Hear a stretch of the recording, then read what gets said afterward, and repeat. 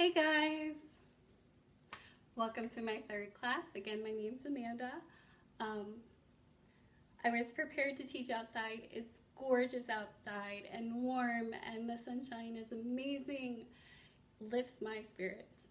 But it was kind of loud, so we moved inside.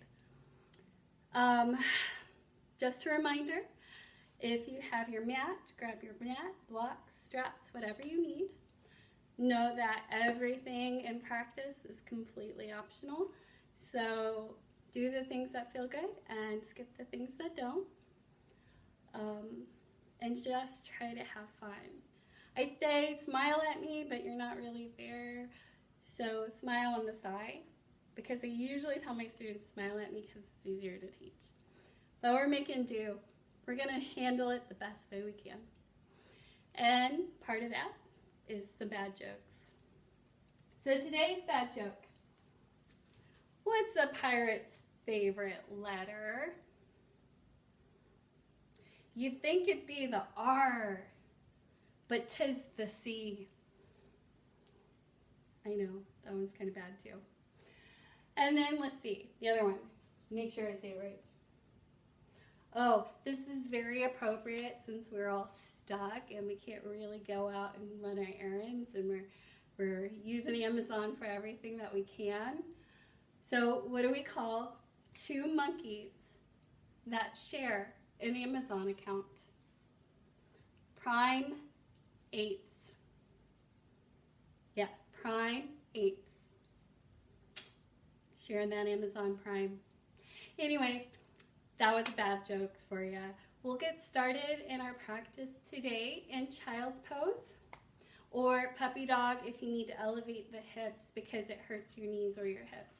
If you need to stay in child's pose longer, for some people it's very uncomfortable, you may want to take a block or a pillow and place it behind the knees.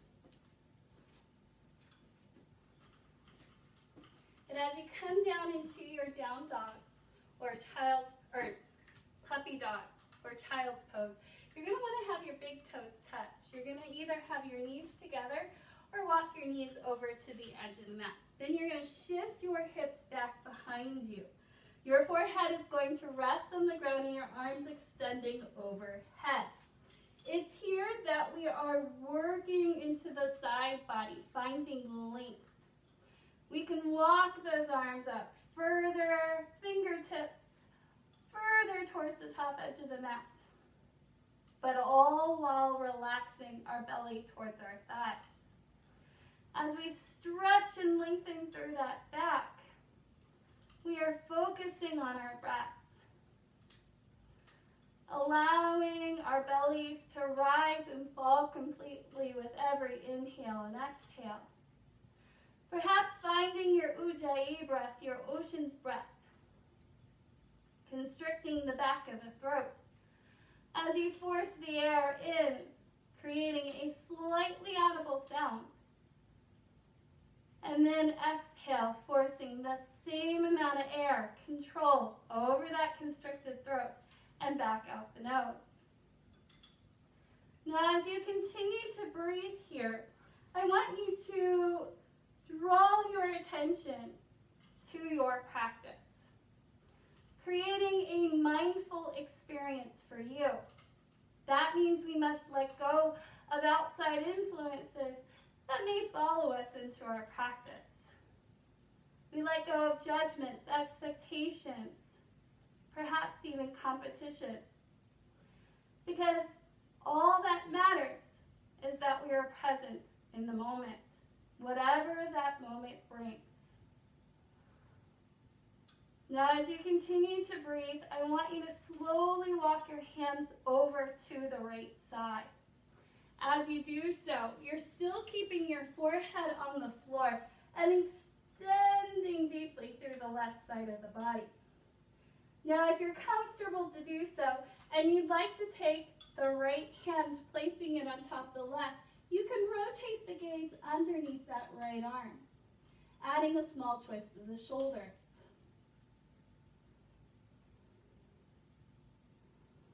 As we are stretching underneath that left shoulder into the lats even, but still maintaining rhythm of breath.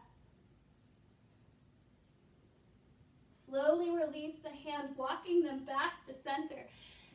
Deepen that inhale once again and reach through those fingers before exhale and slowly walking them over to the left side. Now, as you stretch greatly through that right side, you do have the option to remain here, keeping your shoulders square, or taking the left hand and placing it on top of the right, taking the gaze underneath the shoulders.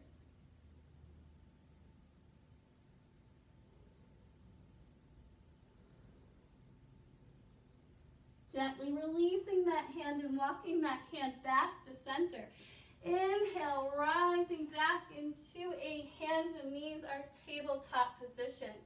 Your hands are going to be stacked underneath your shoulders. Your fingers are spread wide. Now, if it hurts to have your hands palms down, you can always modify by making a fist or even rolling up your mat and placing your palms on that folded section for extra cushion. The same thing applies if you have any knee pain. You can take an extra mat underneath your knees or fold it underneath the knees. Once we're here, we're going to go ahead and work into wrist mobility first, starting by rotating our fingers to face one another, our wrists facing away. Now they are still stacked underneath the shoulders here. And if you need to deepen the stretch, you can gently shift weight from one hand to the other, creating a small sway in the body. Playing with that compression and decompression as you shift weight from side to side. Again, that is completely optional. Stillness may be enough for you. But then making our way back into stillness. Release your fingers, walk them towards the top edge of your mat, and then walk the fingers away from one another. Your wrists now face. And the same motion can apply here. You can gently shift weight from hand to hand, creating that small flexion of the muscles, compression and decompression. Now making your way back into stillness. This is our greatest rotation here. You can rotate your fingers to face your legs, your wrists facing front and back. Now if you have any wrist or hand issues, this just might not be a pose for you. You can work within your availability. Now if your fingers face your legs, and only if your fingers face your legs, then you may shift front to back, working deeper into that wrist mobility. Now coming back into stillness before then walking your fingers away towards the top and then coming back into stillness. Once you're here, we are going to take a modified gorilla pose, taking the weight into the right hand. Rotate the left hand, the weight comes into the top of the hand, the fingers face the legs. Once you're here, squeezing that hand, making a fist, activating through the forearm muscles, the grip strength, and gently relax the fingers. One more time, squeezing that fist. We're forcing that blood supply out of all the capillaries and the small tendons and muscle fibers. And then relax the fingers. Slowly rotate that hand, taking the weight now into the left hand. Rotate the right hand, palm faces up, fingers face the legs. And we're going to squeeze that hand once more. Now in yoga, we spend a lot of times on our hands, and our wrists often get neglected. Slowly release those fingers, relaxing the hand. Then one more time, squeezing that fist. And relaxing the fingers. Once you're here, return the right hand palm down, making your way back into your tabletop. Inhale, lower the belly and lift the gaze, finding your cow pose. And exhale, rolling the spine, dropping the gaze, finding your cat. Continuing to roll the spine as you transition between the two poses. Warming up that back and belly, as well as aligning breath with movement, creating that mind-body connection. Now, as you flow, if you notice that one pose doesn't feel good, feel free to skip it or maybe take an extended cat or cow, depending on how your body is feeling.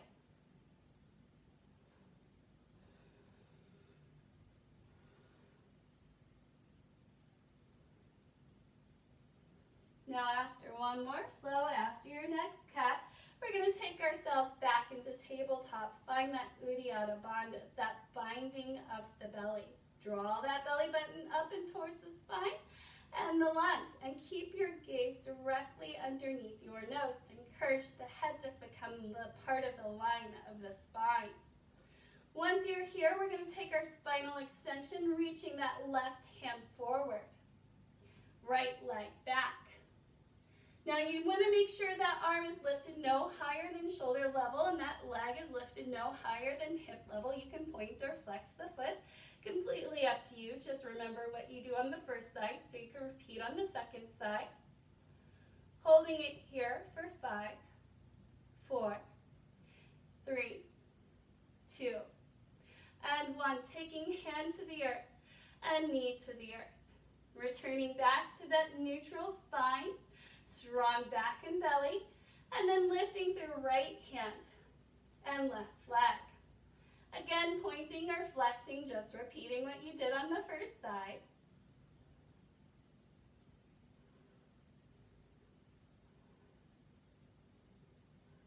Then taking hand to the earth and knee to the earth, returning to your tabletop.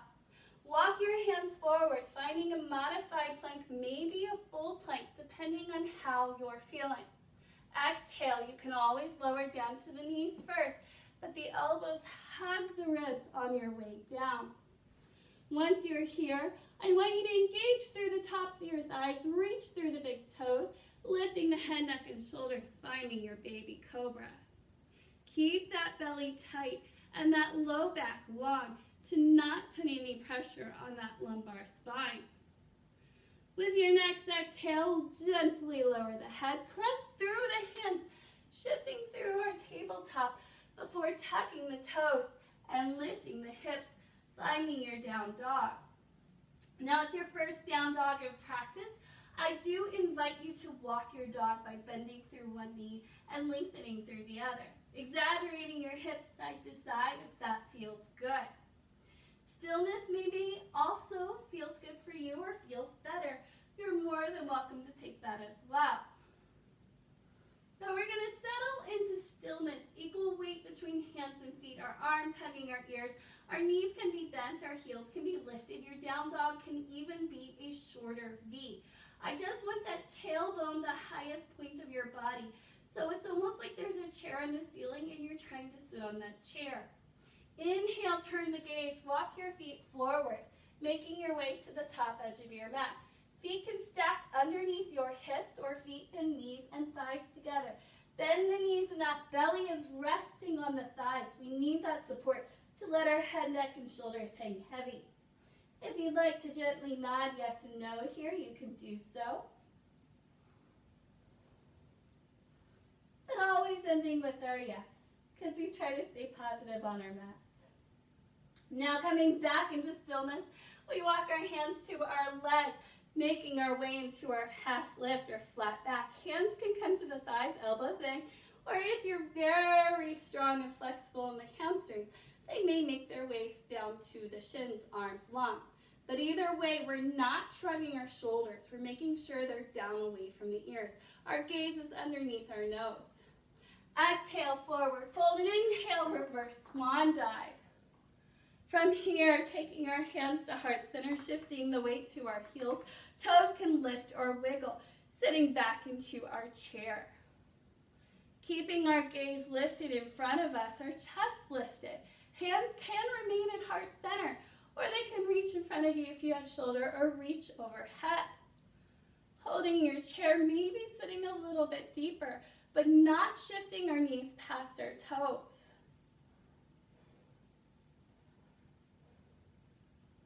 Another deep breath in as we lengthen the legs, return to standing, maybe lift the gaze if the low back allows. Exhale, forward fold. Taking our hands to the earth, stepping back. It doesn't matter matter which foot, making your way into your high plank. You can transition through tabletop to high plank if you wish. Exhale, low. Inhale, cobra or up dog. And exhale, down dog. Settling into your down dog, finding your breath. Believe it or not, this can be considered a resting pose. Another deep breath in, we turn our gaze, we walk our feet forward, forward fold. Inhale, flat back, and exhale, forward fold. Inhale, reverse swan dive. And exhale, hands through heart center. From here, stepping back with our right foot, setting up for our warrior one. A gentle bend of the knee. Our back foot's completely planted. Our hips are squared to the top of our mat. Hands can come to heart center. They can cactus, or they may rise. Settling in here, feeling the strength and the length in that back leg. Never letting that front knee go past the toes. And if your head is centered over your hips, as you gaze down, you should see the big toe on the inside of that front knee. Another deep breath in as we draw our hands to heart center. We're setting up for our warrior three. In your warrior three, engage the core. That's going to help with your balance here. We're going to gently lift off that back heel, shifting our weight forward. Now you're going to bend a little bit more deeply in that left leg as the head comes forward and the back leg rises. Now again, it's not lifted any higher than hip level. Think your spinal extension. Your hands can remain here at heart center. You can airplane your arms behind you or reach the hands forward, almost creating a T-like shape of the body.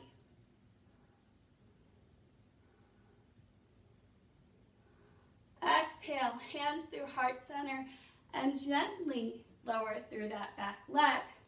Returning to your warrior one for a breath. Slowly opening up, finding your warrior two, maybe stepping out wider here. This is a longer lunge. Your arms reaching front to back, shoulder level. Again, your head remains over your hips. We're only reaching through the fingers. And if you gaze down, you should be able to see that big front right toe. Moving into a warrior flow here. Inhale, lengthen the front leg. Gaze comes to the side. And exhale, warrior two. Inhale, lengthen. And exhale, warrior two. Continuing to flow with your own breath for a couple more flows.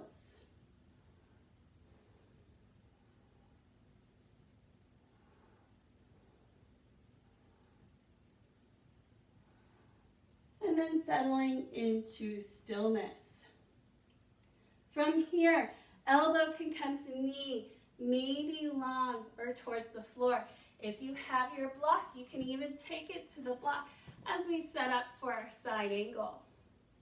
Your shoulders are stacked, your hands are stacked over the shoulders.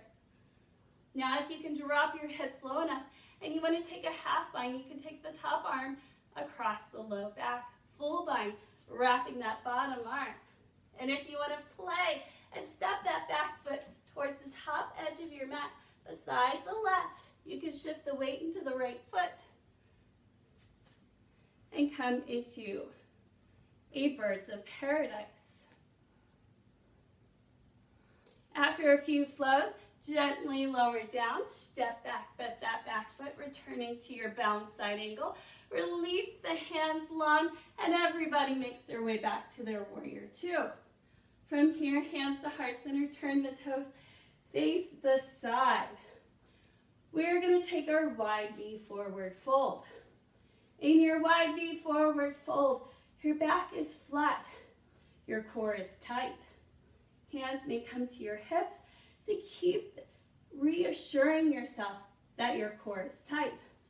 Or you can challenge yourself and take your arms long. From here, hinging forward where the hips meet the thighs, flat back forward, coming into your forward fold.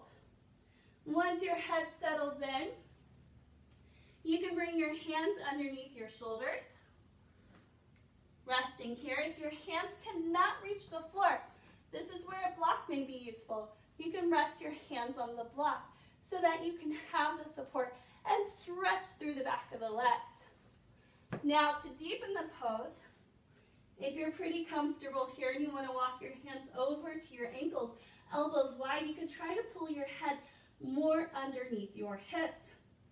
You can also walk your hands underneath the body towards the fingers, the wall behind you, drawing your head even more fully underneath the hips. But while you're here, remember to breathe. With your head below your heart, your body really needs the oxygen here.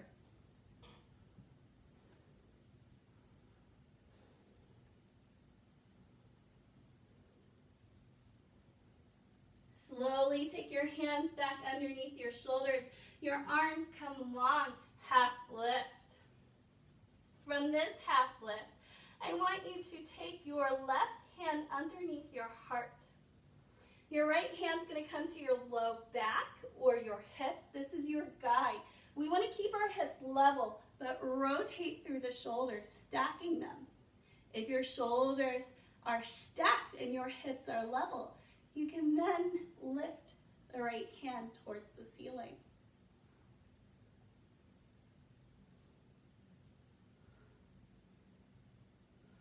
Exhale, releasing, facing your mat once more. Take the right hand underneath your heart. Your left hand is going to come underneath your hips. Rotate, facing the tops of your mat, your shoulders stack. Then lifting, if your hips stay level, the left hand towards the ceiling or sky.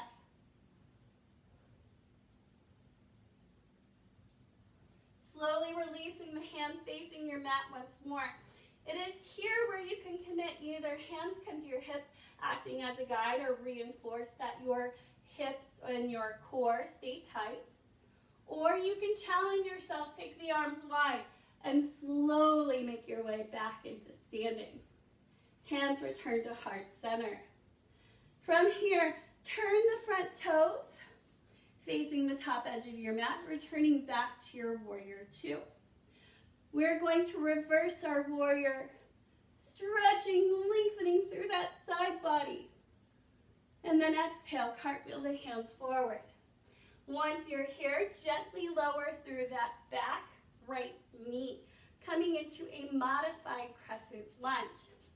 Take the time here, realign the knee over the ankle. Make sure your hips remain squared. Then, you may work hands to knee, maybe one hand, maybe both hands, maybe heart center, or lifted towards the ceiling.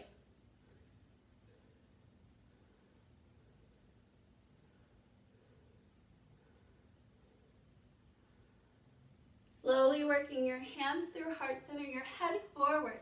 We are going to take our right hand under shoulder, left hand to knee. Rotate, stack shoulders. Option to lift, left hand to the sky. If you can lift that back foot and the weights above the kneecap, you may be able to reach and grab the foot, drawing the heel closer to the hips to work into the front right quad.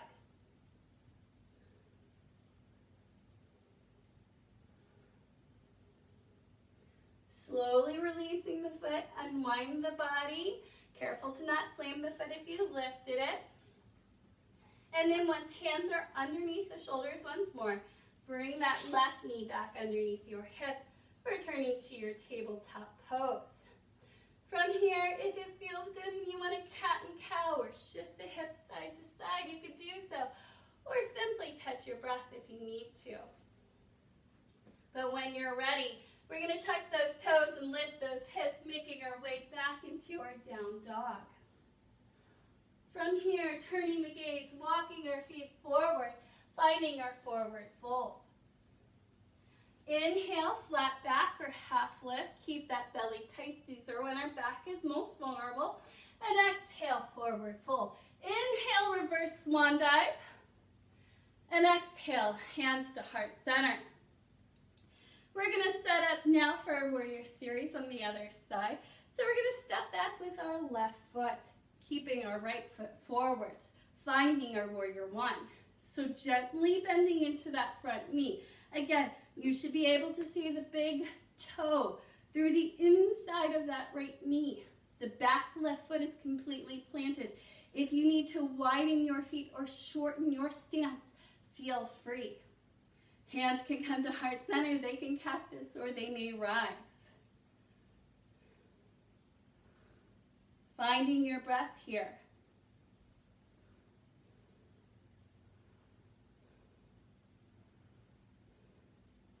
Setting up for our warrior three. Our hands are going to come through heart center. We're going to come to the ball of the back left foot. The heel will rise. Slow and controlled. As the head comes forward, we bend through that front knee and the back leg rises. As high as hip level, but no higher. Hands can stay at heart center, hips are squared to the floor, or you may airplane the arms or reach arms forward.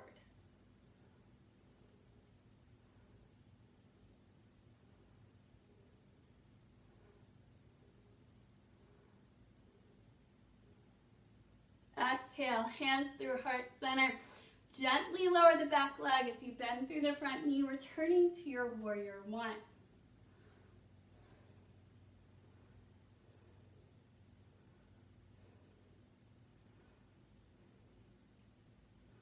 From here, we exhale slowly.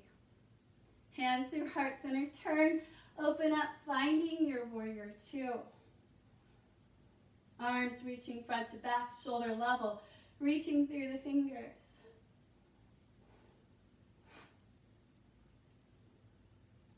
Setting up for our warrior flow. Inhale, lengthen leg, gaze to the side. And exhale, warrior two. Inhale, lengthen. And exhale, warrior two. Continuing to flow with your breath. Working into the leg, the hips, even a little bit into the glutes.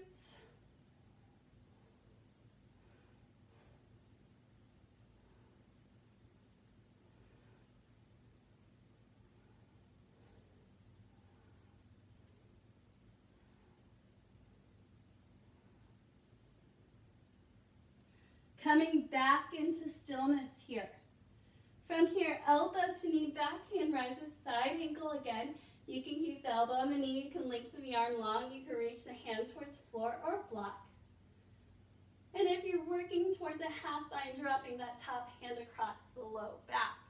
If you're doing the full bind without dropping your shoulders, that top shoulder especially to reach, we want to keep them here. You're going to take the bottom arm, wrapping it around the leg, trying to join hands. And if you're working towards birds of paradise, you'll step that back foot forward, beside the right, shifting the weight into the left leg. Slowly rising to standing. And then perhaps straightening the leg long, coming into your birds of paradise.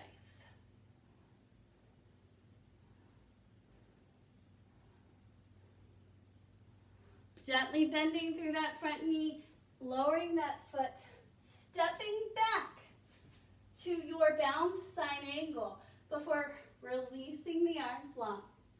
And everybody making their way back to their warrior two.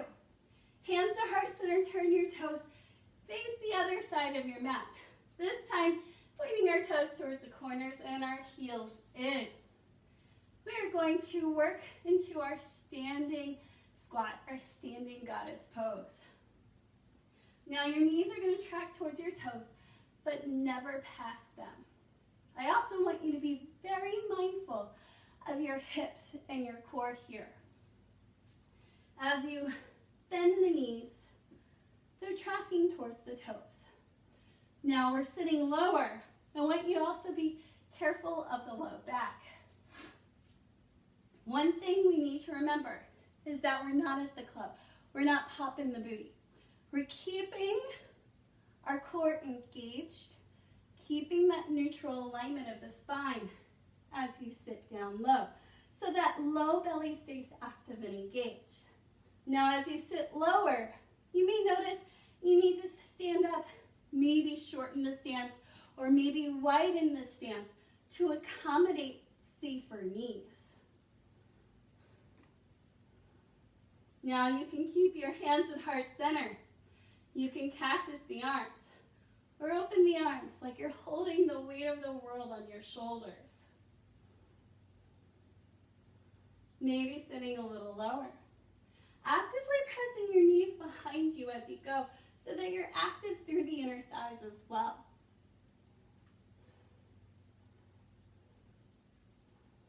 Maybe sit a little lower.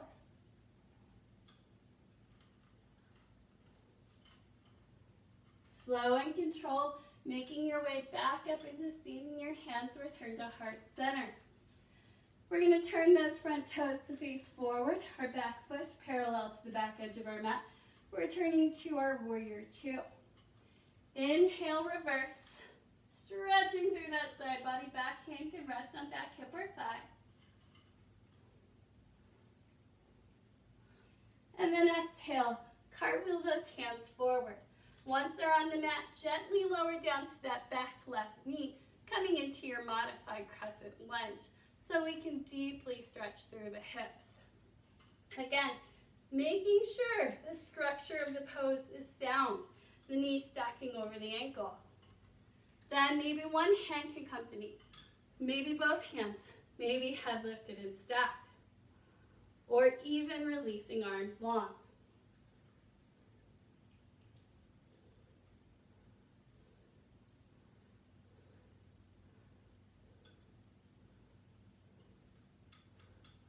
Slowly bringing your hands through heart center, your head comes forward. Our right hand to knee, left hand under shoulder. Rotate, stack shoulders first, before then releasing right hand high to the sky. And again, if you can drop your hips low enough and the weight goes above the knee and you can lift through that back foot, maybe you can reach for it with that lifted hand, drawing that foot closer to your hips, creating a deep front of the thigh stretch.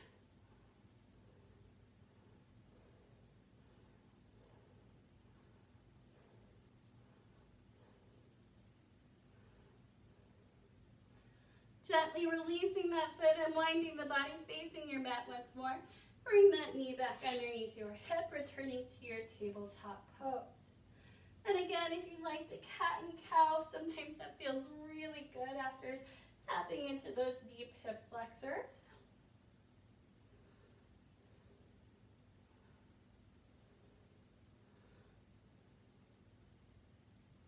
And then finding stillness once more.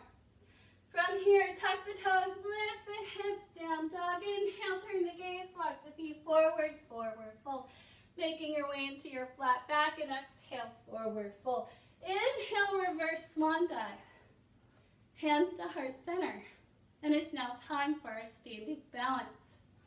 Now our standing balance today is going to be our dancer's pose.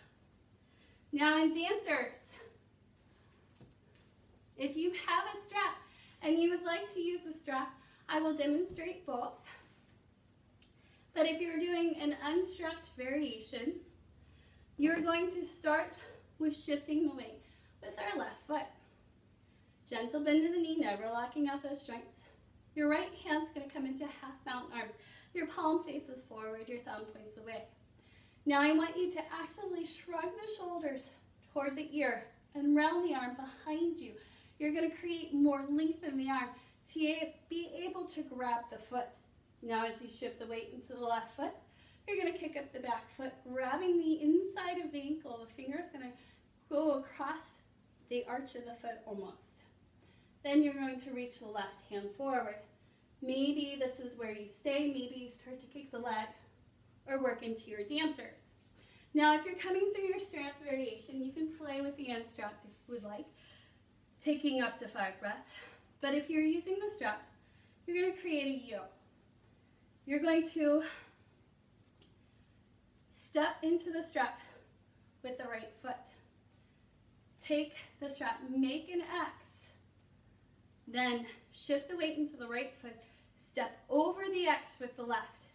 Take the strap into the right hand, and then stepping into the left, lifting through the right leg. Now you're going to eventually maybe be able to work the strap towards the shoulders. Maybe both hands come to the strap. Maybe starting to lift into a dancers, working towards king pigeon dancers.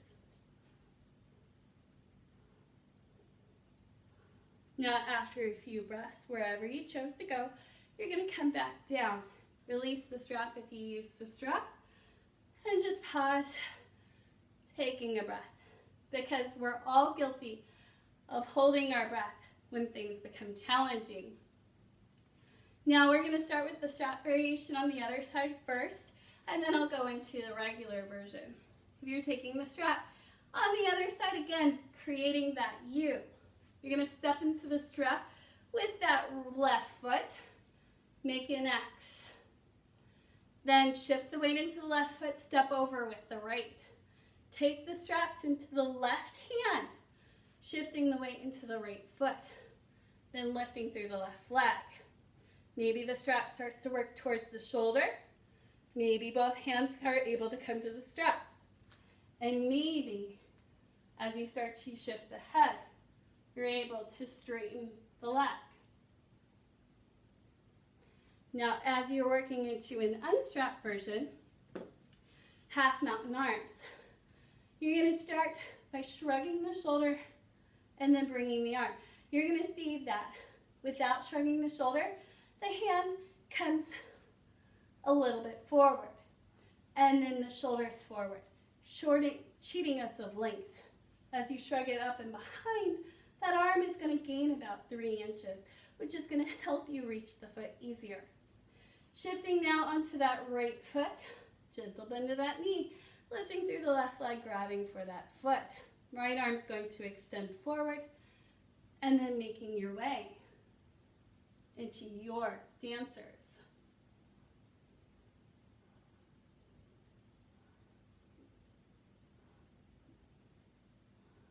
And after a few breaths, you'll bring yourself back down, release the foot, and make the way back to the top edge of your mat, mountain pose, or Tadasana. As you pause here, maybe closing your eyes or directing your gaze, and just breathe. Letting go of stress, anxieties, fears of falling, all those things that balancing on one foot can cause in us. And as you breathe and let go of things that no longer serve you, an opportunity arises to embrace the rest of your practice with a clear mind and maybe a clear heart. Taking another deep breath in, opening the eyes as you sweep the arms high. Exhale, bow down, forward fold.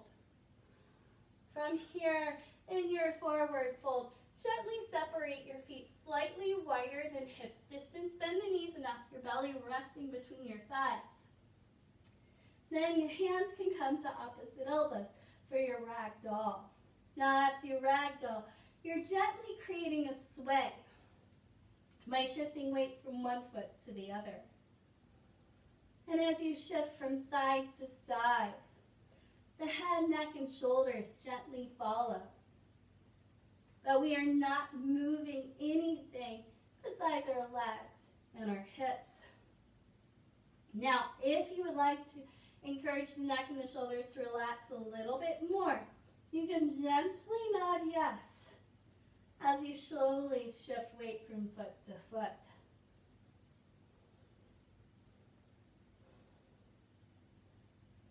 Coming back into stillness once more. Release your hands to the ground. From here, heel toe your feet out to the edge. Bring your toes out, your heels in, sitting into your deep squat, your Malasana. Elbows coming to the inside of the knees, hands at heart center.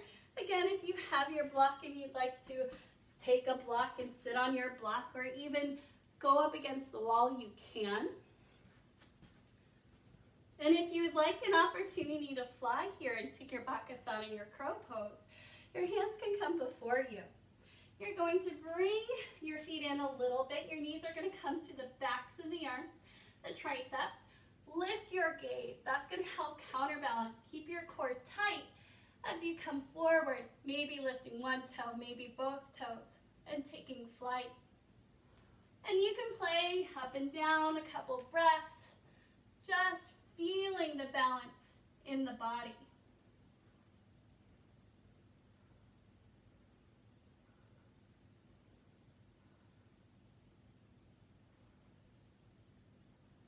Then once you fly a little bit, coming back into your Malasana, slowly release your hands and make your way back into your forward fold. Inhale, flat back. Exhale, forward fold. Inhale, stepping back, high plank. Modified or full. Exhale, low. Inhale, cobra, maybe up dog. Exhale, lower the knees. Shift your hips back. A child's pose or puppy dog.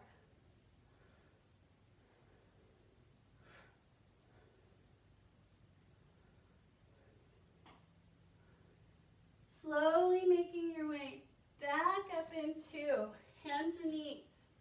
And then bring your legs up beside you and take a seat on your mat, because we are to the final portion of class. Now for the rest of our stretching and core work, you may want to have a block or a strap nearby.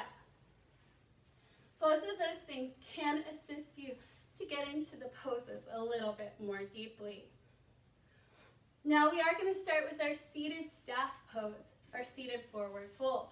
Here you may want to strap around the bottom of your feet, or you may want to block in front of your feet to challenge your forward fold. Wherever you are, flat back forward. Walk your hands down your legs, down the strap, down a towel. And then when you could go no further forward, we round the back by drawing your chin to chest.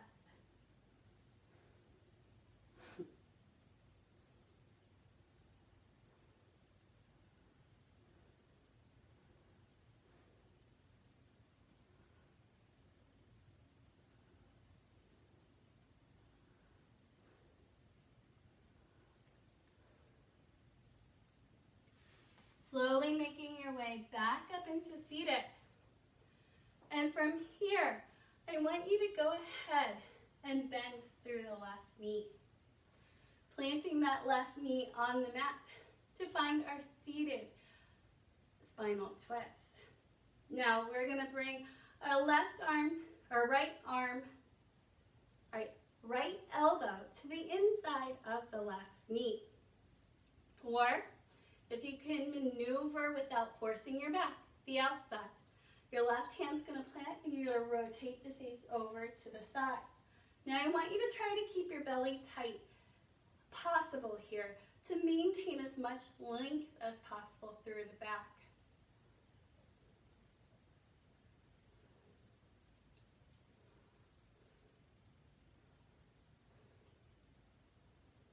Now gently unwind the body. We're going to come through the other side, bringing our left elbow to the inside of the knee. Right hand's going to plant. Rotate the face to the right side. There is a bind available here. If you can come forward enough, the shoulder reaches the inside of the knee. You can lengthen the arm long, rotate the thumb down, and wrap that lifted arm around the lifted leg. Then you can take the right hand, sweeping it across the low back, maybe touching fingers or joining hands. Now, if you're not quite towards a full bind, you can take a strap and hold on to the strap to get the bind, to slowly try to walk your hands closer to one another to eventually get the bind.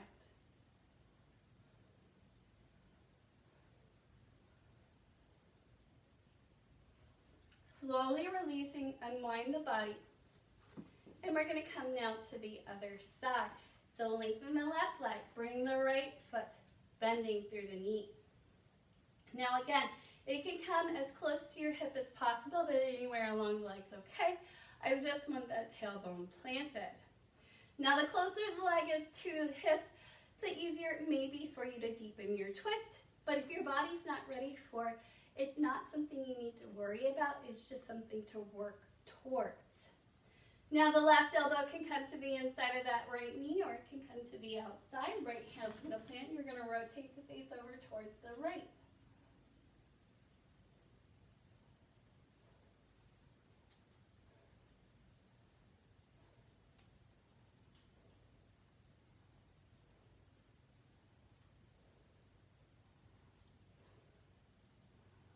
Gently unwind the body, and we're going to come to the other side. Right elbow to the inside of the right knee, left hand plants, rotate to face left side. If you're taking the bind, you're extending the right arm long, bringing the shoulder to the inside, rotate the thumb down, wrapping it around the lifted leg, and bringing the left hand across the low back. Again, you can grab a strap here if you wish, but it's not required.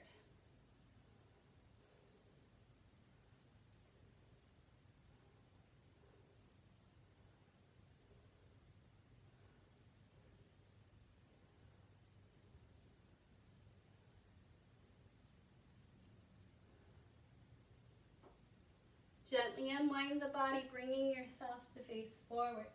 From here, I want you to go ahead and bend through the left leg. Both legs here are bent. We're going to set up now for our boat pose, our Navasana.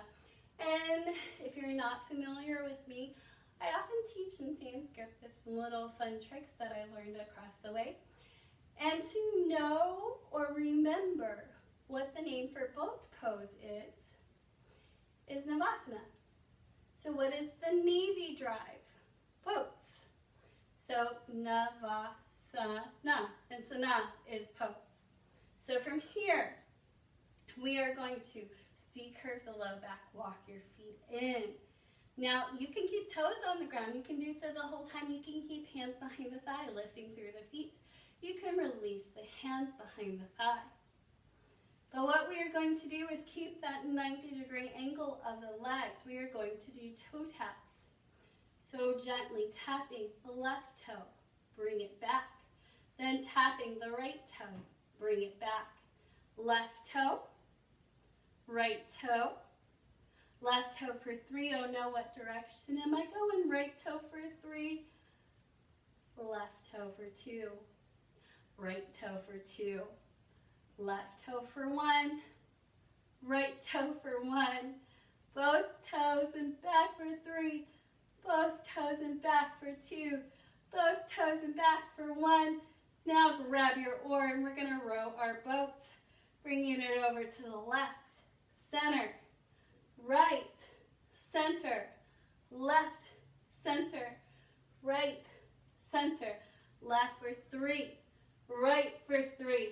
Left for 2, right for 2, left for 1, right for 1. Holding your boat for 5, 4, 3, 2, 1. Lowering the feet, maybe holding onto the thigh, and making your way onto your back. Now, once you're on your back, we are going to take a bridge pose. Now, if you have a block, you can take a supported bridge, which I love. It is great for the hip flexors. If you don't have a block, you can just take your regular bridge or wheel. Just don't hold it as long because the muscles will fatigue. Now, if you're coming into your regular bridge pose without a block, your hands will come alongside. Your feet walk in closer to your body. Your gaze stays on the ceiling. You lift your hips towards the sky. Wheel his hands by your ears, pressing all the way up. Now, if you're coming into your supported bridge, you're going to take your block, starting with a shorter setting. You can always lift your hips higher. You just don't want to get high and be like, oh, no, no, no, I can't be here. So it's easier to work up instead of working down. But starting with a lower setting, the same thing applies. Your gaze stays on the ceiling. You press with your feet, your hips right. You slide the block. The long side goes underneath the hips, and none of the block touches your back. Now, once you slide that block underneath, you can lower your hips back down. That pressure of the block is sometimes a nice release, especially if you have a hip impingement like sciatica. Now as you lower your hips down, if you feel like it's too high, you can adjust it. If it's too low, you can lift your hips higher and bringing it to a higher setting. Now you can just stay here relaxing and breathing, letting your belly rise and fall. Or if you feel pretty secure on your block and you want to extend your legs long here, you can really take a nice deep hip, front of the hip stretch.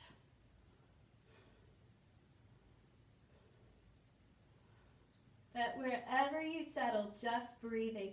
If you took your regular bridge pose or wheel and you're just laying on your back, just breathe and relax here as well. Now if your legs extend and log, gently bending through the knees, planting your feet. And then from here, everybody lift their hips high enough to slide the block out to the side, gently rolling down one vertebrae at a time until your hips are on the floor. Once you're here, coming into your Supta Baddha Konasana, you're laying double bound angle pose. Soles of your feet touch, your knees fall out wide. And again, if this is too intense for your hips, you can always walk your feet out to the edge and knock your knees together.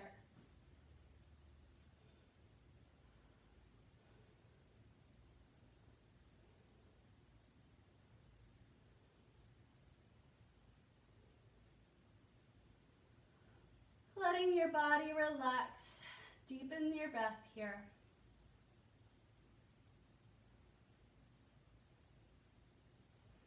Slowly taking your knees back together, your feet back together. From here, if you have a strap or a towel, you may go ahead and grab it. If not, you're just going to support behind the left. We're going to start by bringing that left knee to chest.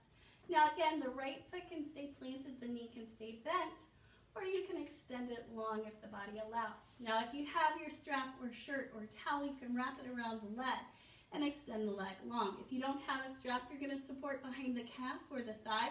Just don't pull behind the knee, because again, you can influence your joints and your tendons and all those delicate workings of the body by negatively pressing on them in a stretch. So as you hold the strap or towel or the back of the leg, you're going to draw that leg closer to the body. I want you to be careful to keep that leg in line with the hip, not letting the leg fall out to the side or towards the middle a little bit, because we want to keep the muscles and the anatomy as much as squared as possible so that we are working evenly into the muscles to get a greater mobility available to us.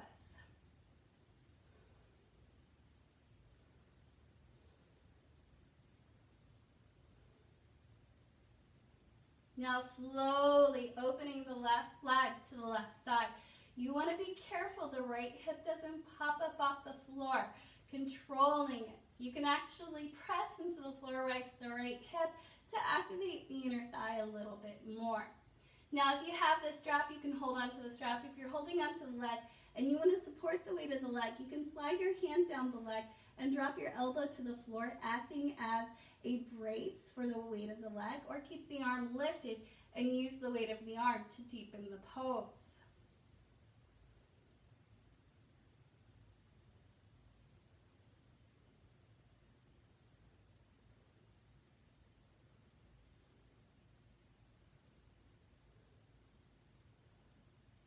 Slow and controlled, bring that leg back to center. Then we're going to switch right hand to strap or leg. Keep both hips on the floor. This is important as we cross the leg over the midline about 6 to 8 inches to work into the psoas, or the muscle that connects the hamstrings to the top of the hip. And our psoas is often responsible for a lot of tightness or pulling that we feel in our low back or even the hamstrings. And if you're one of the select few that does not have a tight psoas, you can deepen this stretch by adding an IT band stretch by rotating the heel up and pointing the big toe down. Now bringing that leg back to center, we're going to switch sides.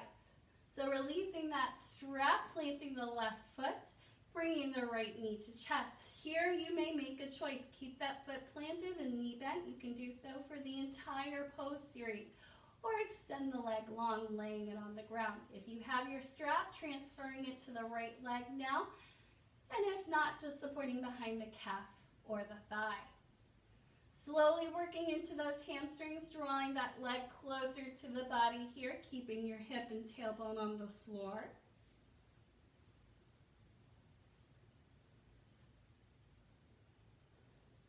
And you may notice that the legs start to get shaky here. That's your fascia kind of resisting the stretch. Just try to breathe through it. Now slowly opening that right leg to the right side, keeping that left hip on the floor. Working into that inner thigh.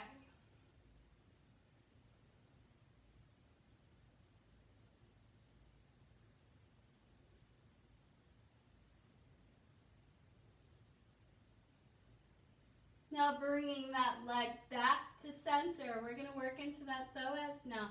Drawing the left hand to strap or leg. Both hips remain on the floor. Don't let the right hip rise. You may feel a stretch, but that's not what we're targeting here. And this may be your tight side or more flexible side. But as we cross that leg over, keeping it to a very small distance, 6 to 8 inches. And if you need to work into that IT band, rotate that heel up and point that big toe down.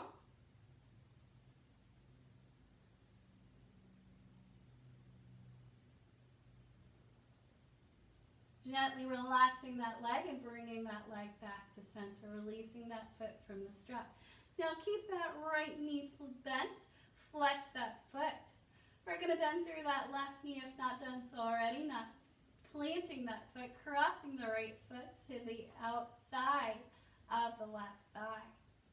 Then lifting now through that left leg, maybe reaching through, binding those hands, keeping your hips on the floor, coming into our laying figure 4 or a laying pigeon pose. Now, if you notice that you are very tight and you're leaning to one side, or if you want to help deepen this stretch, you can hold on to the back of the left thigh. And as long as that right foot's flexed, that knee's protected, you can gently press into the side of the right thigh to keep your hips more squared, to work into the hip flexors and the glutes a little bit more.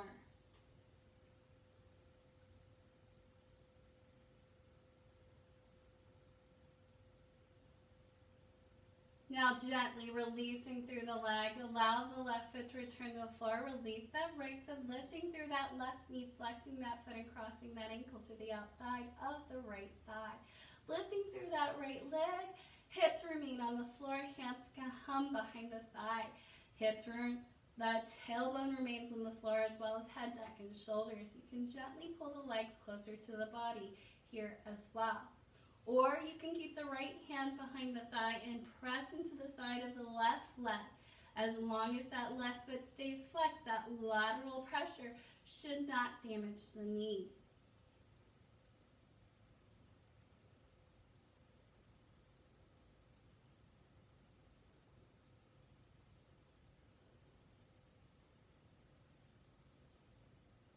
Gently releasing, allowing the foot to return to the floor, taking the left beside the right. Draw both knees to chest here, hugging the knees to your chest. You can rock them gently side to side, or you can circle those knees.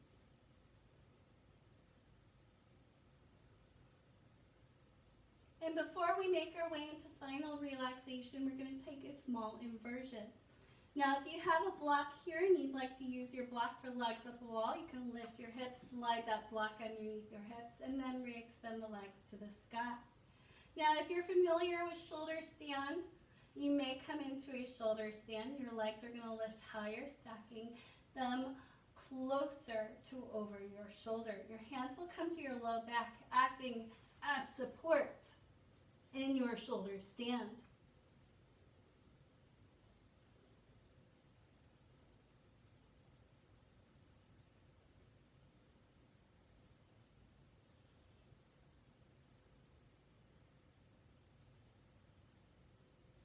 If you came to your shoulder stand and you want to take a plow pose, you can take your toes behind your head. If they can reach the floor, you can unhinge your plow, allowing your hands to come down.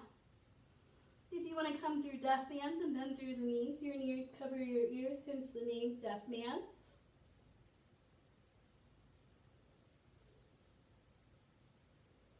And then coming back to your back. If you're in your legs up a wall pose and your hips are on the block, you're going to bend through the knees, plant the feet, lift the hips, and slide the block out. If you had no block or pillow underneath your hips, you would just simply lower your legs. Making our way into our final relaxation, allowing your legs to go long, your arms alongside your body, palms face up. Hands may rest on your belly, palms down. Allowing the shoulders to properly rest on the floor. Now as your body settles into stillness, every single muscle becoming without motion and heavy, your breath becomes soft, shallow, and light, your chest barely rising with every inhale.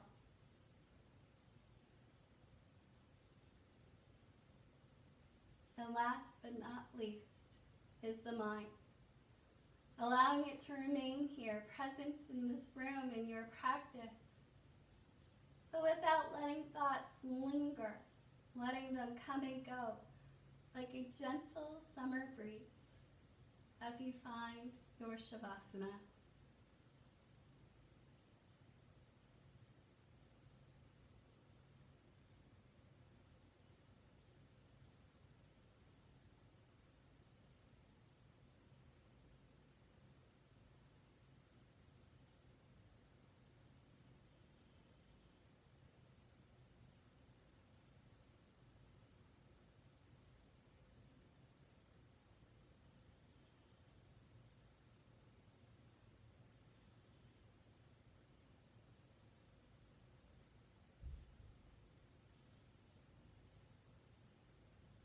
Making your way out of the pose by gently starting to deepen the breath. And as the body wakes, you can start to wiggle the fingers and the toes, rolling your wrists and your ankles. And when you're ready, making your way onto your right side, maybe cradling your head with your arm like a pillow. As you pause here for just a second, your eyes can remain closed. And as you reflect on your day, your week, your thoughts start to return to to-do lists. I want you to remember or find one thing that makes you grateful, and using that feeling of gratefulness to gently make your way to seated. And when you make your way to seated, coming into a comfortable position, your hands to heart center, your eyes remain closed. I'll leave you with my final thought of the day. And it comes from Helen Keller today. Although the world is full of suffering, it is also full of overcoming it. With that, namaste. Thank you guys for sharing your practice with me today. Stay healthy, stay home, and I'll see you next time. Bye.